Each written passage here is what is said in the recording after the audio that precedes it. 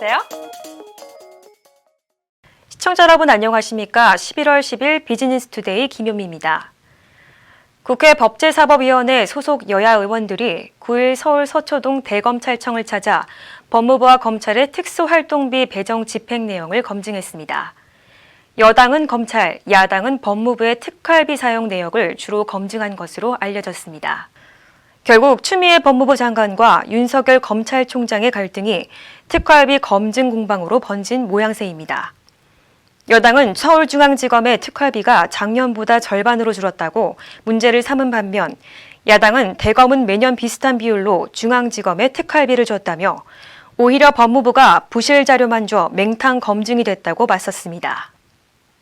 현대자동차가 신형 투싼의 북미 시장 시판을 앞두고 울산 공장뿐만 아니라 미국 엘라바마 공장에서도 신형 투싼을 생산하겠다고 밝혔습니다.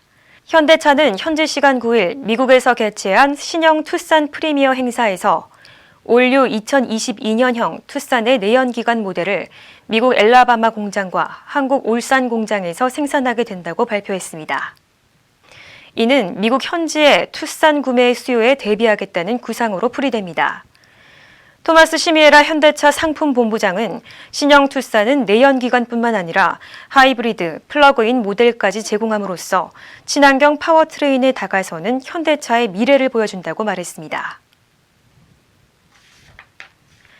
LG전자가 프랑스에 본사를 둔 글로벌 자동차 그룹 르노로부터 올해의 우수 공급사로 선정됐다고 밝혔습니다.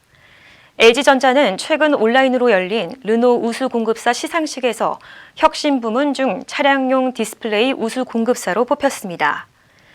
르노그룹은 LG전자가 공급한 9.3인치 크기 차량용 정보 디스플레이의 혁신성을 호평했습니다. 이 제품은 화면과 터치 패널을 완전히 밀착시키는 LG전자의 독자 기술로 개발돼 가독성과 시인성이 좋고 디자인 완성도도 높은 것으로 평가됐습니다. LG전자 김진용 부사장은 이번 수상은 선행 개발부터 기술 검증까지 고객사와 함께 협업하며 구축해온 신뢰의 결과라고 말했습니다. LG전자가 세계적인 영화 감독 마이클 베이와 손잡고 LG윙 알리기에 나섰습니다. 최근 공개된 영화 송버드의 예고편에서 등장인물들은 LG윙의 스위블 모드를 활용해 영상통화를 하는 등 제품의 특장점을 자연스럽게 표현했습니다. LG윙의 스위블 모드에서는 하나의 애플리케이션으로 두 화면을 모두 사용하거나 두 개의 애플리케이션을 사용할 수 있습니다. LG전자 정수원 부사장은 마이클 베이 감독과의 협업은 LG윙의 글로벌 출시에 맞춰 기획한 마케팅 활동의 일환이라며 스마트폰의 새로운 변화를 원하는 고객들을 적극 공략할 것이라고 밝혔습니다. LG화학의 유럽 폴란드 공장이 지속 가능 경영의 모범 사례로 인정받았습니다.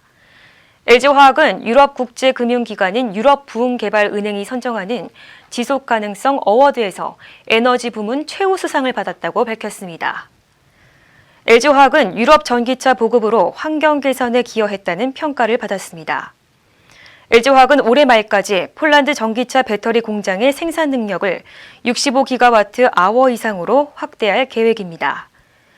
LG화학은 기가와트/아워 배터리가 전기차에 탑재되면 이를 통해 연간 100만 톤 이상의 이산화탄소를 절감할 수 있을 것으로 예상하고 있습니다. SK텔레콤은 서귀포시와 한국전력의 빅데이터를 기반으로 사회 안전망을 강화하는 1인 가구 안부 살핌 서비스를 시작한다고 밝혔습니다.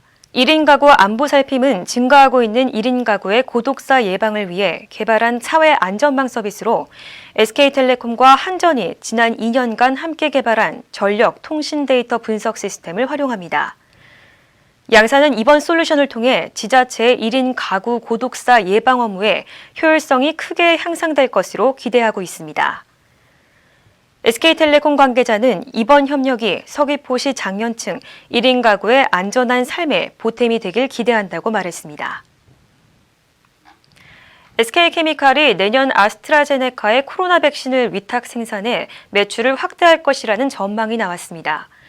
SK증권에 따르면 아스트라제네카는 연내 코로나 백신 임상 3상 결과를 발표하고 최대한 많은 국가에서 긴급 사용 승인을 신청할 계획입니다. 이에 따라 빠르면 내년 1월부터 코로나19 백신 접종이 가능할 것이라는 예상이 나오고 있습니다. SK증권은 아스트라제네카의 코로나 백신 접종이 개시되면 SK케미칼도 내년 초부터 위탁 생산을 시작할 것이라며 정확한 생산 분량은 확정되지 않았지만 실적 개선에 긍정적일 것이라고 분석했습니다. 추미애 법무장관이 음모론이나 풍문 수준의 부정확한 정보를 근거로 수사를 의뢰하거나 감찰 조사를 지시했다가 재발등 찍는 결과로 나타난 사례가 많아지고 있습니다. 앞서 추 장관은 민주당 대표이던 2018년 1월 방송인 김어준 씨가 보수 진영의 인터넷 여론 공작 음모론을 제기하자 곧바로 경찰에 댓글 조작 수사를 의뢰했습니다. 그런데 막상 뚜껑을 열어보니 보수 진영이 아니라 드루킹 김동원 씨와 김경수 경남지사의 댓글 공작 행태가 드러나면서 김 지사는 지난 6일 2심에서 징역 2년을 선고받고 정치 생명의 위기를 맞았습니다. 검찰 고위 간부 출신 한 변호사는 장관이 사실로 확인되지 않은 정보를 바탕으로 지시를 남발하면 국민이 그런 정보를 신뢰할 수 있겠느냐고 지적했습니다. 추미애 법무장관이 지난 6일 윤석열 검찰총장의 특수활동비 집행 내용을 감찰한 것과 관련해 법조계에서는 청와대 특활비 사용 내역도 국회가 검증해야 하는 것이 아니냐라는 지적이 나오고 있습니다. 국민의힘 추경호 의원실이 기재부에서 제출받은 자료에 따르면 2020년 특활비 규모는 청와대 181억 원, 국정원 7,055억 원, 국방부 1,194억 원, 경찰청 745억 원 등입니다.